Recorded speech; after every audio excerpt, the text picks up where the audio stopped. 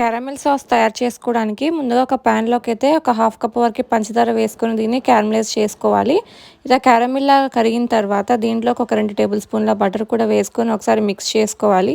ఇలా మిక్స్ చేసుకున్నాక ఇందులోకి ఒక అరకప్పు వరకు ఫ్రెష్ క్రీమ్ కూడా వేసుకొని అది బాగా మిక్స్ అయ్యేంత వరకు బాగా మిక్స్ చేసుకోవాలి. ఫ్రెష్ క్రీమ్ లేనట్లయితే మనం ఇంట్లో ఉండే పాల మీగడతోటి ఫ్రెష్ క్రీమ్ తయారు చేసుకొని వేసుకోవచ్చు.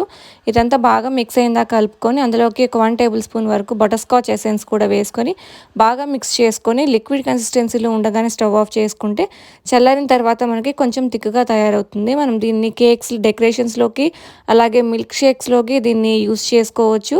అండ్ బటర్ స్కాచ్ ఫ్లేవర్ అనేది బాగా తెలుస్తుంది అనమాట ఈ బటర్ స్కాచ్ క్యారమెల్ సాస్ తయారు చేసుకొని. అండ్ విప్పింగ్ క్రీమ్స్లో కూడా బాగా యూస్ చేసుకోవచ్చు. ఈ బటర్ స్కాచ్ కేక్ తయారు చేసేటప్పుడు చాలా టేస్టీగా ఉంటుంది. అండ్ ఇది ఒక 15 డేస్ వరకు ఫ్రెష్గా ఉంటుంది ఫ్రిడ్జ్లో స్టోర్ చేసుకుంటే. తప్పకుండా ట్రై చేసుకోండి.